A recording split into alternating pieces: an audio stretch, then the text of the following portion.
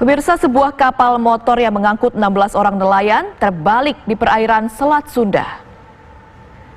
Terbaliknya kapal diduga akibat dihantam gelombang tinggi. Para penumpang yang panik pun langsung berenang berusaha menyelamatkan diri dengan mencari benda yang mengapung. Para penumpang sempat terombang-ambing di laut lepas hingga lebih dari 21 jam lamanya. Beruntung saat kejadian, sebuah kapal pesiar melintas dan berusaha untuk mengevakuasi korban. 6 orang penumpang diselamatkan, sementara 10 orang masih dalam pencarian tim SAR.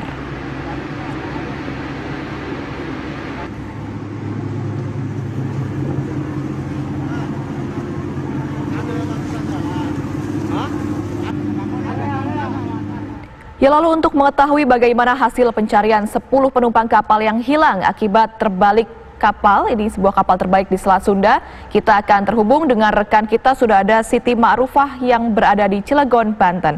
Selamat pagi Siti, seperti apa upaya pencarian yang akan mulai dilakukan pada pagi hari ini? Ya, Ami dan juga para pemirsa, memang upaya pencarian mungkin akan dilakukan nanti sekitar pukul 7 pagi hari ini, dan upaya penyelamatan 6 orang yang selamat dari KM Puspita Jaya tadi juga sekitar pukul 12 malam ini mereka baru mendarat, dan 2 diantaranya dirawat di Puskesmas Pulau Merak karena 2 kondisinya memang cukup memprihatinkan.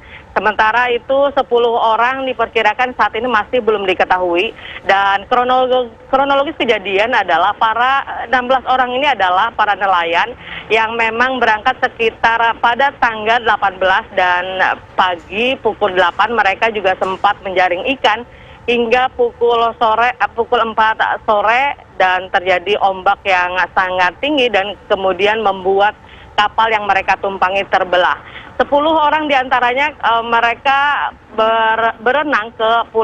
berusaha berenang ke Pulau Rakata karena informasinya katanya 10 orang itu memang menggunakan life jacket ataupun juga mungkin semacam itu, tetapi sementara yang 6 orang merasa bahwa Pulau Rakata terlalu jauh, akhirnya mereka yang memang juga sempat berenang kembali ke puing-puing dari kapal yang mereka tumpangi hingga kemudian terdampar di antara Pulau Rakata dan juga Panaitan sampai kemudian akhirnya ditemukan oleh sebuah kapal pesiar yang melintas. Demikian, Ami. Iya, kemudian apakah mereka ini yang kini sudah ditemukan kondisinya cukup baik begitu, atau seperti apa kondisi mereka sebetulnya, Siti? Iya, untuk yang 4 orang kondisinya masih cukup baik dan saat ini juga berada di kantor SAR di Merak. Sementara yang 2 orang karena kondisinya tidak bisa berjalan saat ini dirawat di Puskesmas Pulau Merak. Ya, Siti, apakah Anda sudah mendapatkan konfirmasi karena hal apa? Apakah betul karena gelombang tinggi ini kemudian 16 nelayan ini akhirnya harus terombang-ambing gitu karena kapalnya terbalik di perairan Selat Sunda ini, Siti?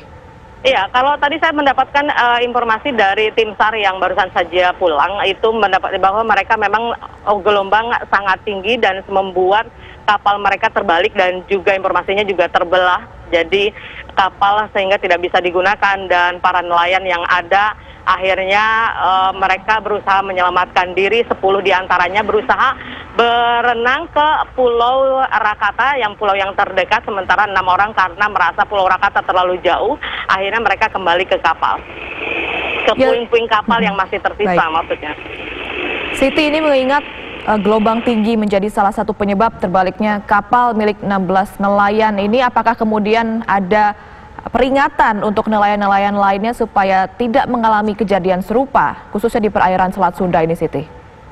Iya, memang saya masih belum tahu apakah sudah ada peringatan atau belum, tapi memang beberapa minggu yang lalu kondisi di gelombang di perairan Banten memang cukup tinggi, terutama di daerah Banten Selatan, dan dari BMKG juga sudah memberikan peringatan, tetapi memang kondisi mungkin karena saat ini kondisinya sudah agak sedikit lebih baik cuacanya, jadi para nelayan kembali melaut.